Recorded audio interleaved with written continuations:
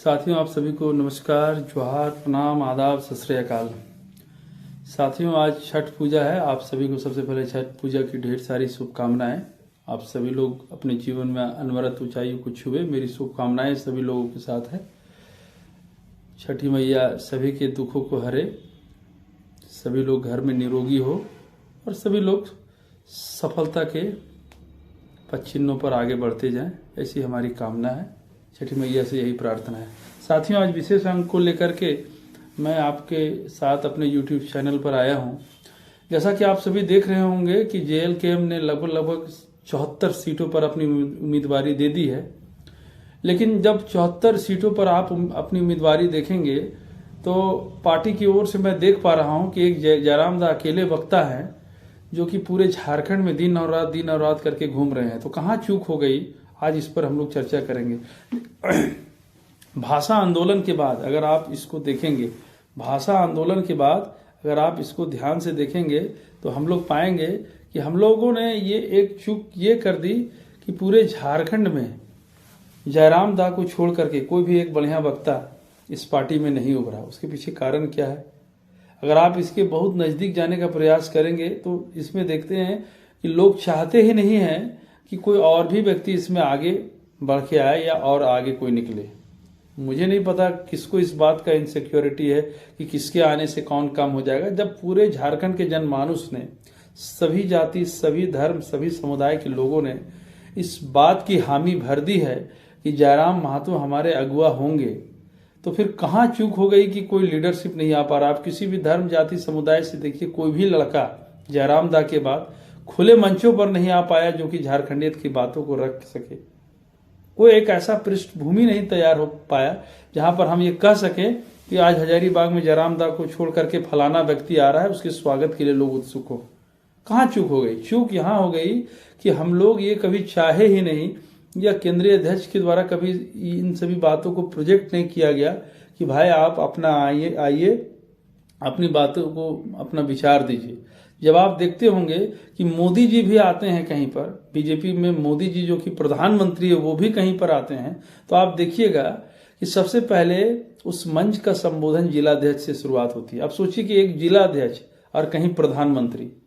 लेकिन हम लोगों की पार्टी में अभी फिलहाल कोई ऐसा बात नहीं है जहां से लगे कि कोई एक ऐसा वक्ता हो जो आए और हम लोगों को मोटिवेट करके चल जाए। वक्ता एक से एक है, एक से एक लोग पढ़े लिखे स्कॉलर हैं यहाँ पर। लेकिन कहीं ना कहीं हम लोगों की पार्टी के अध्यक्ष के द्वारा, हम लोगों के पार्टी के केंद्रीय नेतृत्व के द्वारा, हमारे पार्टी के केंद्रीय प्रवक्ताओं के द्वारा कभी भी किसी को प्रमोट नहीं किया जा रहा। मैं समझता हूं कि ये कहीं ना कहीं गलत है और इस पर विचार करने की जरूरत है, क्योंकि 81 विधानसभा में आप अगर सिर्फ चाहेंगे कि जयराम महतो के सिर्फ बोलने से आपको सारा मैनेजमेंट हो जाए, मुश्किल होगी। एक व्यक्ति है, उनका भी अपना व्यक्तिगत जीवन है और अगर झारखंड के लोगों को अगर चाहिए तो वैसा बहुत सारे जयराम को निकालने की जरूरत है। और इस बात का पॉलिटिकल एक्सेप्टेंस, राजनीतिक स्वीकार्यता हम लोगों को रखना होगा कि जयराम दा के अलावे भी लोग आए और मंच को सजाएं और मंच पर बोले। आज जो कि जिसकी कमी हम लोगों को लग रही है, देखिए आज 13 तारीख का चुनाव है, आज लगभग 7-8 तारीख होने को चला।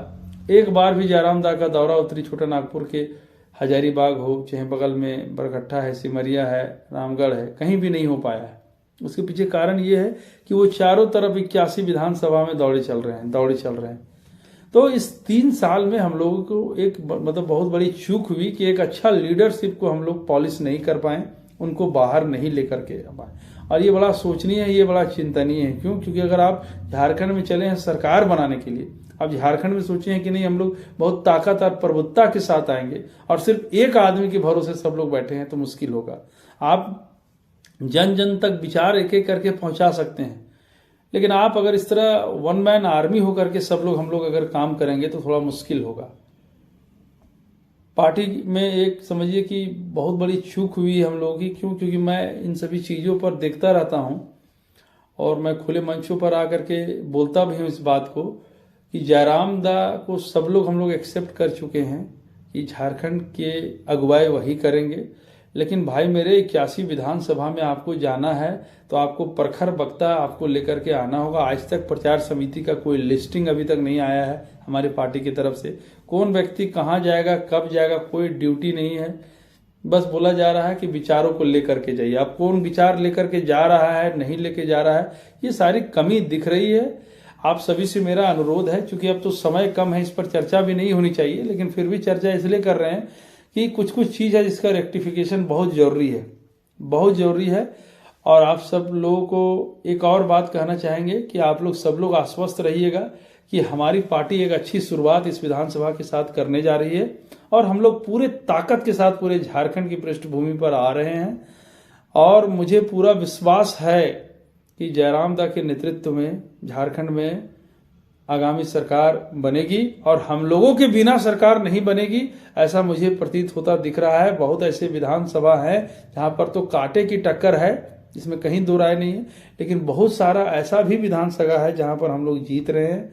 आप सारे कार्यकर्ता लोगों से मेरा एक अनुरोध है कि आप लोग सभी लोग धैर्य बनाए रहिए, फील्ड में मेहनत करिए, बूथ कमेटी में जितने भी लोग हैं उस पर मेहनत करिए, एक एक वोट को अपने पक्ष में कैंची छाप में तब्दील करने की कोशिश करिए और पूरे झारखंड में जो एवरेज वोटिंग है उससे अधिक वोटिंग करा करके कैंची छाप में ज़्यादा वोटों को तब्दील करने का काम करिए। आप सभी से मेरा आग्रह है। और नाराजगी और खुश होना ये सारा कुछ देख लेंगे। और बहुत सारे लोगों का ये सवाल आ रहा था कि भैया पार्टी बिक गया है, बहुत जगह मैनिपुलेट हो गया है, पैसा ले लिया गया है, दे दिया गया। भाई मेरे, कोई ऐसा पार्टी नहीं है जो इससे अछूता है। जब जब पार्टी चुनाव में आएगी सवाल आएंगे, जिसको टिकट मिला है वो अच्छा बोलेगा, नहीं मिला है बुरा मिलेगा, ये सब चलता रहेगा। बहुत छोटा बात है। झारखंड को बचाओ, झारखंडियत को बचाओ, क्योंकि भगवान बिरसा के आंदोलन, मतलब 1890 के दशक के बाद भगवान बिरसा का आंदोलन देखिए, फिर 1975-80 के दशक में शिबू सोरेन के धनकटनी आंदोलन के बाद देखिए, उस आंदोलन के बाद झारखंड के और झारखंडियत और क्षेत्रवाद के मुद्दे पर कोई मुखर होकर के कोई लड़का बोल रहा है, वो जयराम महतो है। इसलिए पैसा धन कुर्सी, इससे ऊपर उठ करके झारखंडियत के लिए वोटिंग करिए, कैंची छाप पर वोटिंग करिए, मेरा आप सभी से अनुरोध है। क्यों? क्योंकि सबसे पहले अभी झारखंडियत को बचाना है, यहाँ के नौकरी को बचाना है, यहाँ के जल जमीन जंगल को बचाना है, यहाँ के कोयला को बचाना है, यहाँ के रोजगार को बचाना है, यहाँ का ठेकेदारी यहाँ का लोग करे, यहाँ का बालू का उठाव यहाँ का लोग करे, यहाँ का माइनिंग यहाँ का लोग करे, यहाँ का लिफ्टिंग यहाँ का लोग करे, यहाँ का ट्रांसपोर्टिंग यहाँ का लोग करे। इसकी लड़ाई है, इसलिए आप लोग मजबूत होकर के उभरिए, एक एक वोट को कैंची छाप में दीजिए, मेरा आप सभी से अनुरोध है। बहुत बहुत धन्यवाद।